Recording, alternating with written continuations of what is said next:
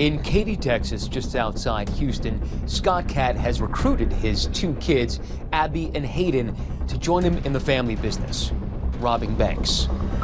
A father who was a structural engineer, 50 years old, his 20-year-old son, and his 18-year-old daughter, both of whom look like classic American kids, and somehow he had recruited his own children to be his accomplices. No one had ever thought of that before.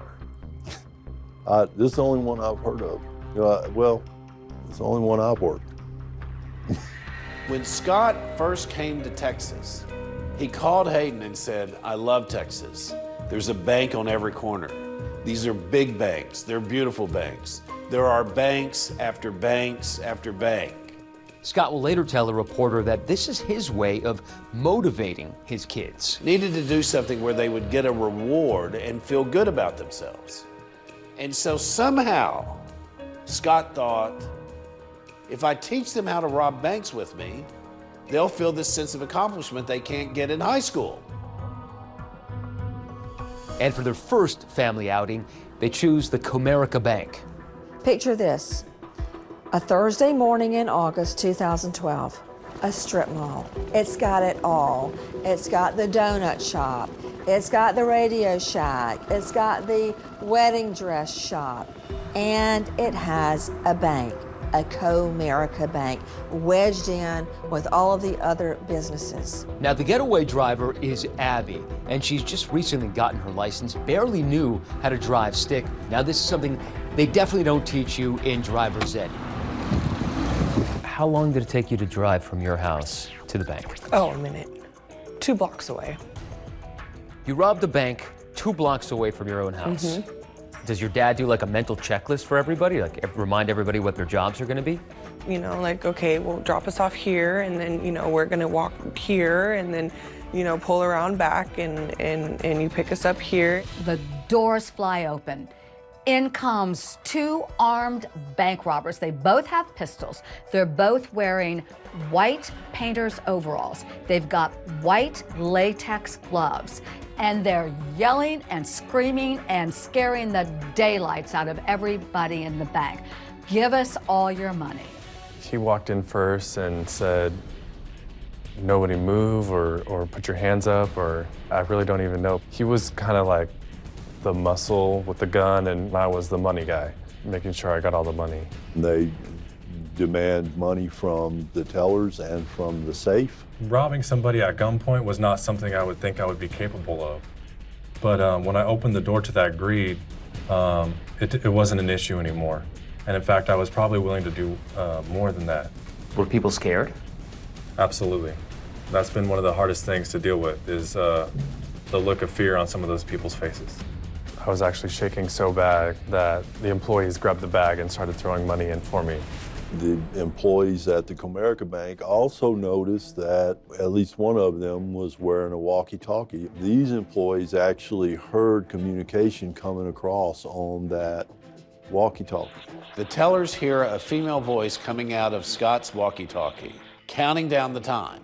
30 seconds, 1 minute, minute 30, 2 minutes. Because at the 3-minute mark, they had to go. That was Scott's rule. That was probably like the most nerve-wracking part of it, was just like, just come out, you know, just get out of there. Because my dad kept, well, hold on. And it's like, hold on for what? What do you mean, hold on? Now, they're ready to hightail it out of there. But guess what? The back door is locked. They can't get out. And this was a very tense moment. They went to run out the back door and ran right into it because it was locked. And they have to get a teller to unlock it for them. High drama was not as carefully planned as we thought. Did you just drive right back home, the 2 blocks home?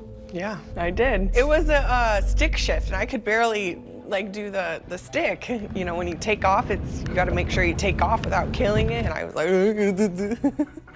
They walked away with $70,000, which is a huge haul in the bank robbery business.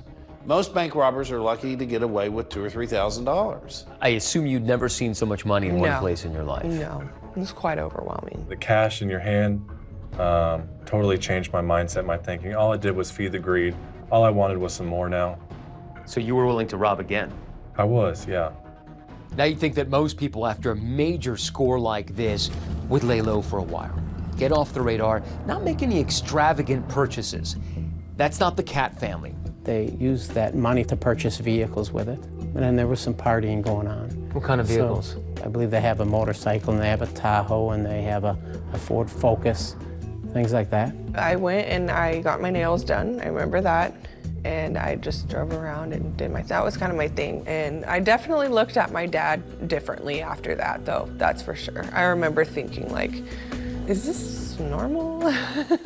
Like, does everybody do this? Shopping, cars, partying, really nothing to show for it. Was there anything left over? I don't believe so. They didn't manage their money well, because 2 months later, you need to rob another bank.